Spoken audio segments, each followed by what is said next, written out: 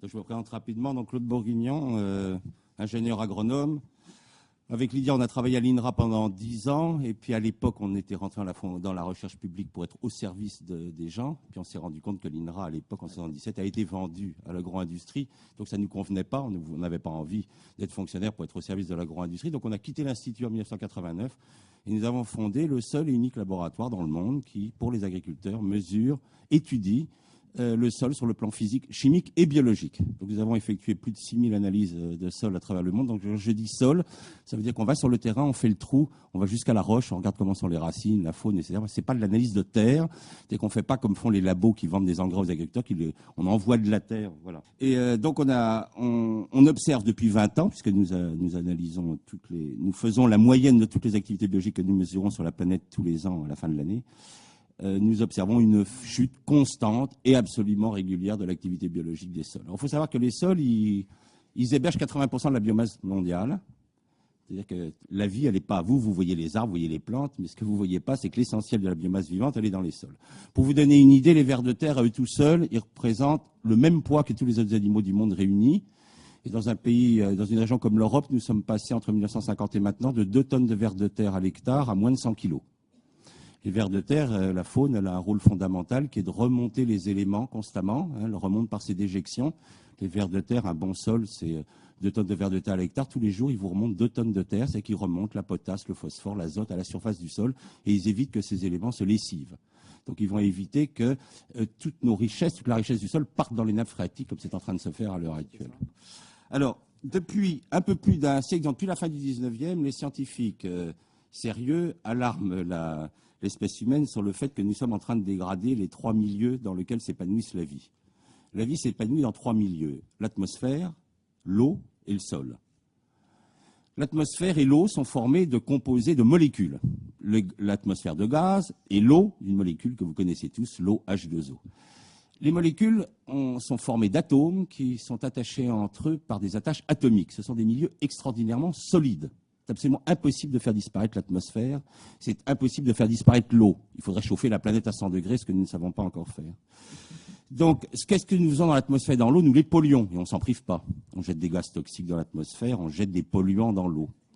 Le sol est un milieu complètement différent. Le sol est un milieu qui n'existe d'abord que sur notre planète, la Terre. Vous remarquez la sagesse des anciens qui ont appelé notre planète Terre. Ils ne l'ont pas appelée océan, alors que 70% de la planète est couverte d'eau. Ils ne l'ont pas appelé atmosphère, alors que l'atmosphère fait 70 km d'épaisseur. Les sols ne font que 50 cm d'épaisseur en moyenne sur la planète. Ils l'ont appelé Terre et ils ont raison. Il n'y a qu'une seule planète qui a du sol, c'est la nôtre. C'est cette planète Terre. Et ce sol, il est complètement différent de l'atmosphère et de l'eau. Il est organo-minéral. Le fait qu'il soit organo-minéral fait que la substance minérale, les argiles fabriquées par les racines et par les microbes, qui sont les minéraux les plus complexes du monde. C'est intéressant, la vie fait de la complexité. Nous passons notre temps avec l'énergie à faire de l'entropie, à faire du désordre. La vie fait du complexe, elle prend les roches, elle les attaque, elle les transforme dans les minéraux les plus complexes du monde, qui sont les argiles. Les microbes et les champignons vont attaquer la litière pour former la molécule organique la plus complexe du monde, qui est l'humus. Et le sol, il est formé de l'attache du minéral le plus complexe fabriqué par la vie, les argiles, qu'on ne trouve que sur la Terre. Il n'y a pas d'argile sur la Lune, il n'y a pas d'argile sur Mars.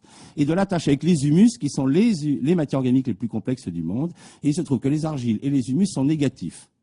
Et lors de la décomposition des roches-mères et lors de la décomposition de litière, il se libère des atomes qui ont 2 charges positives, le calcium, Ca++, le fer, l'aluminium et le magnésium, qui vont attacher ensemble les argiles négatifs et les humus négatifs pour former ce qu'on appelle le complexe argilo-humique. Or, ces attaches sont des attaches électriques, et les attaches électriques, en chimie, sont des attaches fragiles. Il est donc extrêmement facile de détruire les sols et de les faire disparaître. Alors, quel était le travail de l'humanité quand l'humanité a décidé de cultiver les sols? Eh bien, nous avons dégradé en 6000 ans 2 milliards d'hectares de terres agricoles. C'est que lorsque nous avons commencé l'agriculture, les déserts couvraient 11% de la planète, ils en recouvrent maintenant 32%.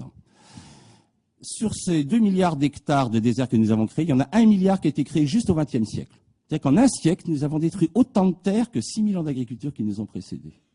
Alors, quelle est la situation actuelle pour l'humanité?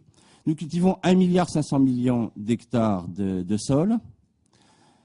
Nous sommes 6,8 milliards d'habitants, c'est-à-dire nous avons 6,9 milliards. Donc, vous voyez, mon chiffre est déjà un peu vieux, donc nous sommes à moins de 2200 mètres carrés par habitant. Nous détruisons en ce moment la planète à la vitesse, les sols agricoles à la vitesse de 10 millions d'hectares par an, et nous bétonnons 5 millions d'hectares chaque année. Pour vous donner une idée, un pays comme la France bétonne un département français tous les 7 ans. Tous les 7 ans, il y a un département français qui disparaît sous le béton. D'accord ?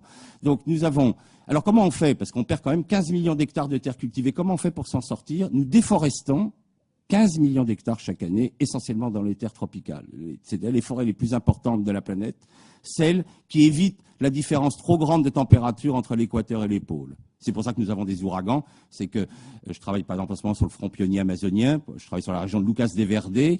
En 1992, quand nous avons commencé à travailler, il y avait encore la forêt qui était tout près. On avait une pluviométrie de 2 mètres d'eau par an. Maintenant, nous sommes à moins de 1000 mm. C'est-à-dire que nous avons divisé par 2 la pluviométrie, vous voyez, en à peu près 18 ans, pour vous donner une idée. Et la température, elle est passée de 22 degrés dans la forêt à plus de 45 degrés dehors. Et nous sommes en train de créer des ouragans parce que la planète se réchauffe au niveau de l'équateur et les pôles continuent à être frais. Enfin, ils se réchauffent aussi, mais pas à la vitesse où se réchauffe l'équateur. Donc, nous avons donc à l'heure actuelle une surface agricole qui est stable. Nous détruisons 15 millions d'hectares, nous déforestons 15 millions d'hectares pour récupérer ce que nous avons perdu, et la population, elle augmente de 70 millions d'habitants par an. Donc la situation devient intéressante. Qu'est-ce qui se passe à l'heure actuelle ? Nous perdons, parce qu'il y a un phénomène auquel personne ne fait attention, c'est que depuis 1984, la production agricole mondiale, céréales, stagne. Nous sommes aux alentours de 2 milliards de tonnes de céréales produites sur la planète depuis 1984.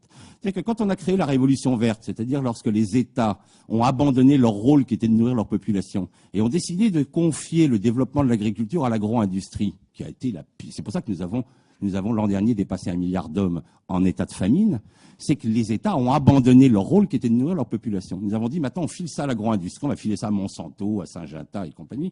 Qu'est-ce qu'ils ont fait, eux ? Ils n'ont pas cherché à nourrir l'humanité, ils ont cherché à faire du bénéfice, ce qui n'a strictement rien à voir. Donc, qu'est-ce qu'on a fait ? On a créé ce qu'on appelait la révolution verte. Les hommes auraient dû se méfier, les révolutions sont toujours sanglantes. Donc une révolution ne peut pas être verte, elle est obligatoirement sanglante.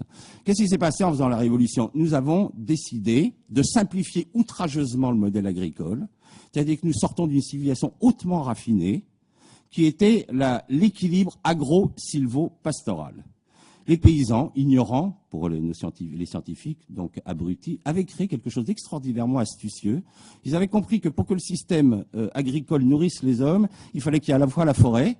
La forêt servait à faire des haies qui empêchaient le bétail de divaguer, fournissait du bois, fournissait aussi de la fertilisation pour les sols, ce qu'on appelle le bois raméal fragmenté. Ils avaient compris qu'il fallait régulièrement laisser reposer le sol sous la prairie. Cette prairie, on la faisait brouter par du bétail. Ce bétail donnait du fumier. Et avec ce fumier, on refertilisait les sols. C'était l'équilibre agro-silvo-pastoral. C'est le modèle le plus productif au monde par mètre carré. Je vais vous donner un exemple très simple de modèle fait par des gens soi-disant ignorants. On va prendre le modèle aztèque, avant que les Espagnols cassent tout. C'est un modèle très astucieux. Vous plantez en même temps, dans le même trou, une graine de maïs, une graine de haricot. Le haricot s'enroule autour du maïs. Le haricot s'associe avec une bactérie, le rhizobium, qui fixe l'azote. Donc, il donne de l'azote au maïs. Le maïs grandit. Et entre les rangs de haricots et de maïs, vous mettez de la courge. Et vous récoltez sur le même champ de la courge, du haricot et du maïs. Il n'y a aucun système intensif qui n'est capable de produire autant au mètre carré. L'ennui, c'est qu'il n'existe pas de machine qui ramasse en même temps les haricots, le maïs et la courge. Ça, on n'a pas encore inventé. Donc, qu'est-ce que nous avons inventé ? Nous avons inventé l'agriculture intensive. On a appelé ça intensive, elle n'est pas du tout intensive. Elle est intensive par paysan. Elle n'est pas intensive au mètre carré. C'est-à-dire qu'à l'heure actuelle, avec la monoculture, c'est-à-dire un agriculteur qui va faire que du blé, il va être capable, à l'heure actuelle, un agriculteur en Amérique du Nord sur un gros domaine peut cultiver tout seul 500 hectares. Mais si vous ramenez à sa production agricole, elle est nulle par rapport à ce que faisait le paysan aztèque. Ou ce que faisait par exemple le balinais, un balinais qui fait 2 récoltes de riz par an, qui coupe les haies d'acacia, fixateurs d'azote, qui met sur le sol après la récolte de riz, fait passer les canards qui ramassent les grains de riz, qui font de la merde et qui font de l'engrais, il fait 120 quintaux de riz, 0 engrais. 120 quintaux de riz, 0 engrais. Alors on a décidé d'avancer l'évolution verte. C'est-à-dire qu'on dit ce modèle-là c'est beaucoup trop compliqué. Nous allons retourner à l'époque du néolithique. C'est-à-dire on va reculer l'agriculture de 6000 ans. On va retourner à l'époque où il y avait des chasseurs d'un côté, il y avait des éleveurs de l'autre. Alors on a mis tous les cochons en Bretagne, on a mis tous les blés en Beauce. Alors d'ailleurs, ils se sont posés des problèmes parce que comme le taux de matière organique s'effondrait en Beauce, ils se sont dit on va peut-être faire des merdoducs qui emmèneraient la merde de cochon de Bretagne jusqu'en truc. Ils se sont rendus compte que ça coûtait quand même un peu cher. Donc maintenant, on fabrique des usines qui brûlent la merde de cochon pour pas polluer la Bretagne. Vous voyez, c'est très intéressant comme modèle. Donc on a reculé l'agriculture de 6000 ans et on a fait une énorme bêtise auquel tous ces agro-industries qui ne pensaient que business n'ont pas compris. Ils ont violé les lois biologiques du sol et ils ont balancé des engrais chimiques dans les sols. Qu'est-ce qui se passe quand vous mettez des engrais chimiques, en particulier de l'azote? Vous allez provoquer une réaction qui est à l'opposé du système biologique. C'est-à-dire qu'au lieu que ce soit les champignons qui fabriquent de l'humus, vous allez multiplier les bactéries qui, elles, minéralisent l'humus et dégagent du gaz carbonique. Or, il se trouve que les champignons se multiplient 20 fois plus lentement que les bactéries. Et comment ils s'en sortent, les champignons? Comment ils font pour fabriquer de l'humus? Eh bien, ils vont être les seuls et uniques organismes à prendre la lignine qui vient des arbres. C'est pour ça que les anciens avaient créé l'équilibre agro-sylvo-pastoral. Ils sont les seuls organismes à attaquer la lignine. Et pour pouvoir faire ça, il faut qu'il y ait très peu d'azote. Parce que s'il y a de l'azote, c'est les bactéries qui prennent le dessus. Et lorsque vous mettez de l'engrais sur un sol, vous faites disparaître la matière organique sous forme de gaz carbonique. Dans un pays comme la France, nous sommes passés entre 1950 et maintenant de 4% de matière organique à 1,3%. Vous imaginez le dégagement de gaz carbonique que ça représente. L'agriculture intensive, la révolution verte, représente 40% du dégagement de gaz carbonique sur la planète. Et qu'est-ce qui se passe quand il n'y a plus de matière organique dans un pays comme la France? La faune, qui se nourrit de la matière organique, elle ne peut plus se nourrir, donc elle meurt. Nous avons perdu 90% de nos animaux. Qu'est-ce que ça veut dire quand les animaux s'en vont? Plus de remontée biologique des éléments en surface. Ça veut dire que l'azote part dans les nappes phréatiques, le phosphore part dans la nappe, part dans la mer, la magnésie, etc. Dégradation, donc après la dégradation biologique, vous rentrez dans la dégradation chimique de vos sols. Qu'est-ce qui se passe quand vous allez trop loin dans la dégradation chimique? Je vous ai expliqué que c'était le calcium, le fer et l'aluminium qui attachaient l'argile et l'humus. Eh bien, le calcium s'en va, l'argile n'est plus attachée aux humus, et c'est le spectacle que vous avez maintenant tous les jours sur toute la planète. Dès qu'il pleut, c'est dommage, je voulais vous montrer une photo, moi, bon, pas réussi à l'extraire de mon petit campagnol. Eh bien, qu'est-ce qui se passe? Toutes les rivières sont pleines de boue. Et c'est devenu un spectacle tellement ordinaire de voir les rivières pleines de boue dès qu'il pleut, que pour tous les gens de la planète, c'est un phénomène tout à fait naturel. Or, lorsque vous avez la chance, comme j'ai pu le faire, de survoler des zones encore vierges, ça devient rarissime sur cette planète, eh bien, vous observez que partout où la planète est intacte, les rivières sont totalement transparentes. Dès que l'homme intervient avec l'agriculture, les rivières sont pleines de boue. Donc, nous perdons nos sols. Nous perdons nos sols simplement parce que nous n'avons pas respecté ces lois biologiques. Donc, qu'est-ce qui va se passer maintenant dans le futur? Il y a deux solutions. Ou on considère qu'1 milliard d'hommes qui ne mangent pas à leur faim et 3 milliards d'hommes qui sont carencés en un ou plusieurs éléments, c'est une chose naturelle avec laquelle on veut se faire. Alors nous avons une technique très simple, ça s'appelle les statistiques. Vous savez, Alfred Sauvy disait « Les statistiques sont des êtres fragiles et délicats qui, soumis à certaines tortures, sont prêts à avouer absolument tout ce que vous voulez. » Alors vous avez une façon très très simple de dire les choses. Il y a 1 milliard d'hommes qui crèvent de faim, 3 milliards qui sont carencés, c'est pas joli à présenter. Donc vous dites une chose très simple, vous dites le pourcentage d'hommes qui meurent de faim est plus faible qu'il n'était au début du XXe. Et hop, vous êtes sauvés, vous êtes tranquille. Le pourcentage est plus faible. Bon, il y a beaucoup plus d'hommes. En 1800, il y avait 200 millions d'hommes qui étaient affamés. Nous sommes 1 milliard. Mais pour quand même dire qu'on est toujours dans le progrès, on vous raconte que le pourcentage, vous voyez, comme il y avait 200 millions quand on était 1 milliard, ça faisait 20%. Maintenant, on n'a plus que 15% de gens qui crèvent de faim. Donc, c'est un gros progrès. Vous voyez, c'est comme ça qu'on s'en sort, ce qu'on appelle les statistiques. C'est très important pour les hommes politiques, on en a toujours besoin.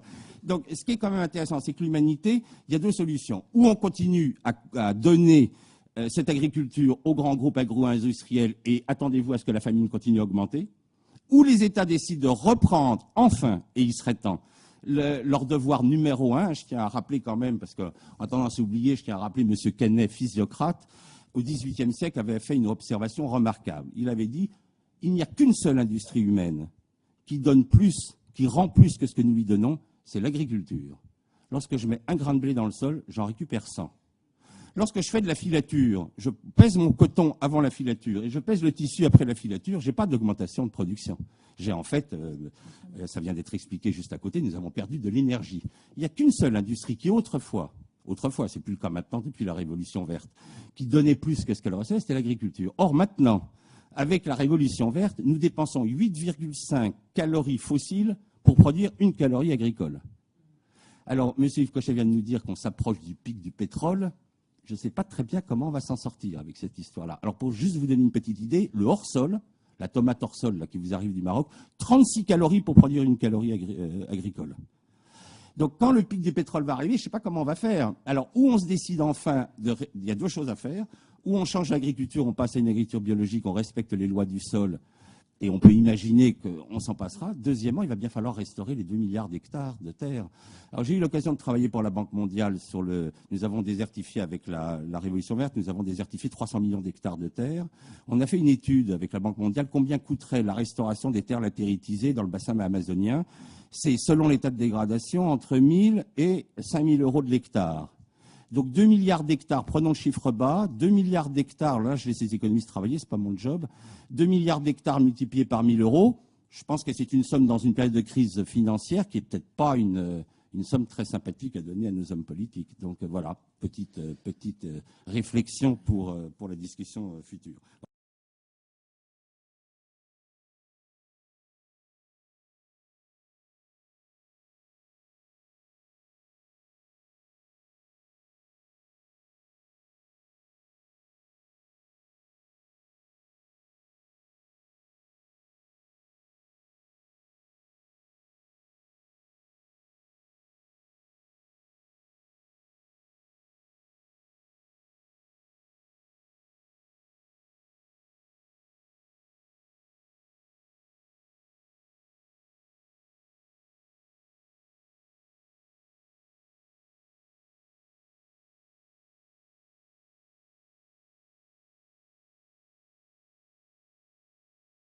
Se faire à l'heure actuelle.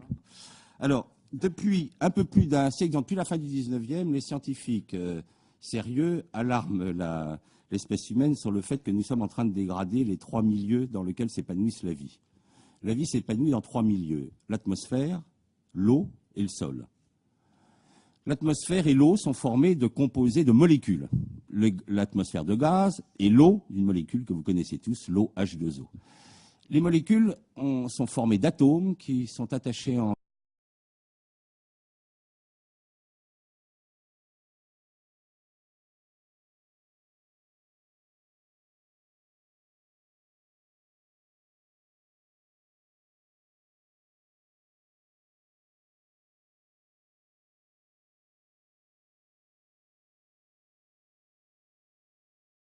Donc, je me présente rapidement. Donc, Claude Bourguignon, ingénieur agronome.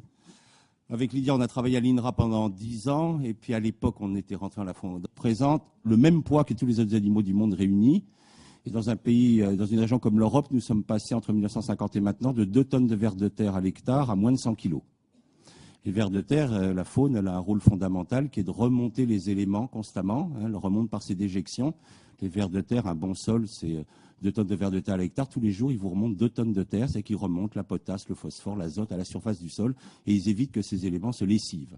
Donc ils vont éviter que toutes nos richesses, toute la richesse du sol parte dans les nappes phréatiques, comme c'est en train de se passer, pas comme font les labos qui vendent des engrais aux agriculteurs, on envoie de la terre. Voilà. Et donc on observe depuis 20 ans, puisque nous analysons nous faisons la moyenne de toutes les activités biologiques que nous mesurons sur la planète tous les ans à la fin de l'année. Nous observons une chute constante et absolument régulière de l'activité biologique des sols. Alors, il faut savoir que les sols, ils hébergent 80% de la biomasse mondiale. C'est-à-dire que la vie, elle n'est pas à vous. Vous voyez les arbres, vous voyez les plantes, mais ce que vous ne voyez pas, c'est que l'essentiel de la biomasse vivante, elle est dans les sols. Pour vous donner une idée, les vers de terre, à eux tout seuls, ils sont dans la recherche publique pour être au service des gens. Puis on s'est rendu compte que l'INRA, à l'époque, en 1977, a été vendu à l'agro-industrie. Donc ça ne nous convenait pas. On n'avait pas envie d'être fonctionnaire pour être au service de l'agro-industrie. Donc on a quitté l'Institut en 1989 et nous avons fondé le seul et unique laboratoire dans le monde qui, pour les agriculteurs, mesure, étudie le sol sur le plan physique, chimique et biologique. Donc nous avons effectué plus de 6000 analyses de sol à travers le monde. Donc je dis sol, ça veut dire qu'on va sur le terrain, on fait le trou, on va jusqu'à la roche, on regarde comment sont les racines, la faune, etc. Ce n'est pas de l'analyse de terre. Dès qu'on fait